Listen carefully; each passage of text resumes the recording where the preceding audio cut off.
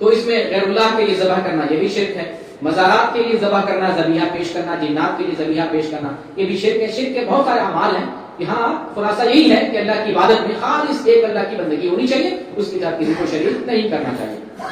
Number 2 یعنی وہ دوسرا معاملہ جس کے کرنے کی وجہ سے انسان اسلام سے نکل جاتا ہے۔ دوسرا پوائنٹ کیا ہے؟ جو شخص اپنے اور اللہ کے درمیان واسطہ بنائے، واسطہ سمجھ رہے ہیں؟ اللہ اور بندے کے درمیان کوئی ہے نہیں، کوئی نہیں ہے، لیکن اگر کوئی واسطہ بناتا ہے، نہیں اللہ کے درمیان اور بندے کے درمیان ایک واسطہ ہونا چاہیے، اللہ تک ڈائریکٹ نہیں پہنچ سکتے، اس بیچ میں واسطہ ہونا چاہیے، اللہ اور بندہ، اس بیچ میں کسی کو رکھنا ہے، ولی کو، شہید کو، پیر کو، غوث کو، خواجہ کو، کسی کو واسطہ بنانا ہے اور اس کو پکارنا ہے کہ ڈائریکٹ اللہ کو نہیں پکار سکتے، اس واسطے کو پکاریں گے، اس پر بھروسہ کریں گے، اس کے لیے قربانی دیں گے، اس کی بندگی کریں گے، اس سے دعا مانگیں گے۔ تو یہ جو واسطہ لگا رہے ہیں، ایسا واسطہ لگانے والا آدمی اسلام سے نکل جاتا ہے۔ واسطہ ہی کو پکارنے لگے، اللہ کو نہ پکارے، واسطہ ہی کو پکارے، جبکہ اللہ اور بندے کے درمیان کوئی واسطہ نہیں ہے۔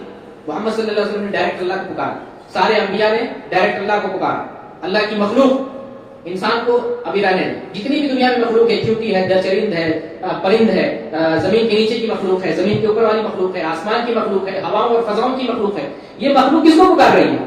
ولیوں کو، پیروں کو، لاکھوں کروڑوں مخلوق اللہ کو پکار رہی ہے۔ ایک انسان کو سمجھ میں نہیں آ رہا ہے کہ ہمیں اللہ کو پکارنا چاہیے، اتنی لاکھوں کروڑوں مخلوق اللہ کو پکار رہی ہے، اور ہم انسان عقل رکھتے ہیں، سمجھ رکھتے ہیں، اللہ تعالیٰ نے تمام مخلوق سے زیادہ سمجھنے کی صلاحیت ہمیں دی ہے، اللہ تعالیٰ نے اسپیشل طور پہ ہمیں اللہ نے قرآن دیا ہے، اللہ تعالیٰ نے ہمیں ہدایت دی ہے، ہمارے اندر انسانوں کے اندر اللہ تعالیٰ نے نبیوں اور رسولوں کا سلسلہ جاری کیا ہے، ہمیں اللہ تعالیٰ نے کتاب بھیج کر، وحی بھیج کر، پیغام دے کر، سمجھا کر، ساری تعلیم دے کر بتا دیا، اس کے باوجود نہیں سمجھتے۔